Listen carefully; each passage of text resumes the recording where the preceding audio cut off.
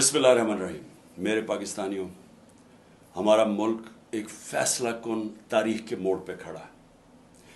एक माफिया ने हमारे मुल्क के ऊपर कब्जा किया हुआ है, क्योंकि तारीखी महंगाई और अब बेरोजगारी हो रही है पाकिस्तान में।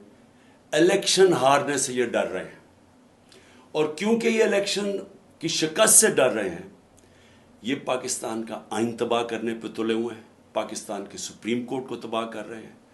हर किस्म की ये चीफ जस्टिस के ऊपर और जजेस के ऊपर हर किस्म की उनके खिलाफ प्रोपेगेंडा कर रहे हैं।